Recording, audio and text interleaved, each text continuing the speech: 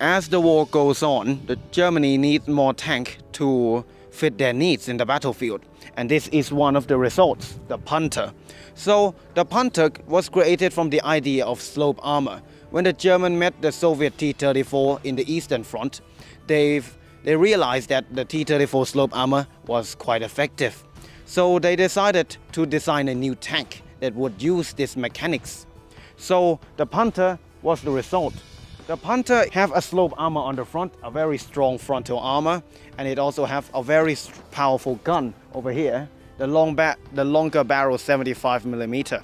This is an upgraded version from the Panzer IV 75mm, which is considered to be one of the best cannon during the Second World War fitted onto a tank.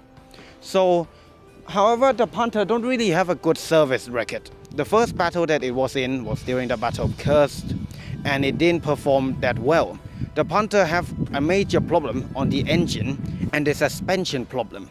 The Panther broke down many times during that battle. A majority of the tank loss was due to engine failures, not enemy fire.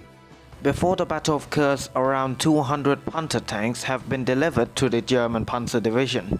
However, at the beginning of the battle, only 184 of these Panthers were available. And by the end of the battle, only 40 were left operational. And when we looked into the casualty of the Panthers, nearly half of all Panthers were lost due to mechanical failures, which means that the Panther was extremely unreliable in this battle.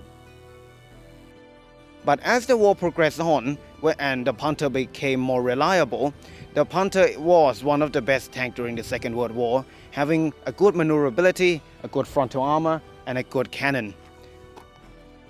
Moving on, we have the Jagdpanther. The Jagdpanther is pretty much just like any other tank destroyer. The Jagdpanther is the result of the lacking of Panther's turret.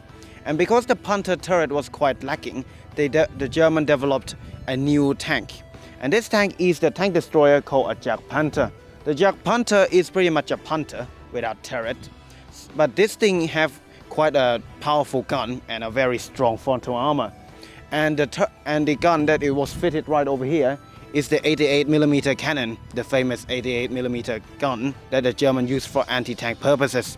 And this tank, at first, it was also unreliable, just like the Panther. But when it positioned itself well on the battlefield, it is extremely devastating for the enemy. The gun that the Jagdpanther used is the 88mm KWK-43 cannon, which is the upgraded and longer variant of the 88mm cannon that was used for anti-aircraft purposes. However, the gun was used by many tanks as well because it was also effective against tanks. However, this is the longer variant that the Jagdpanther used, and this gun was also used by many other German tanks. For example, the German King Tiger or Tiger II. And about the Tiger II, there was actually a Tiger II at this museum in Switzerland. However, the tank left the museum many years ago to be restored elsewhere, so sadly we don't get to see one today. Thank you for taking your time to watch the second episode about the German Panthers to the end. I really appreciate the time you have given me to show you around this museum. And the next episode will be about the American tanks in this museum, and I will show you around some more. Thank you.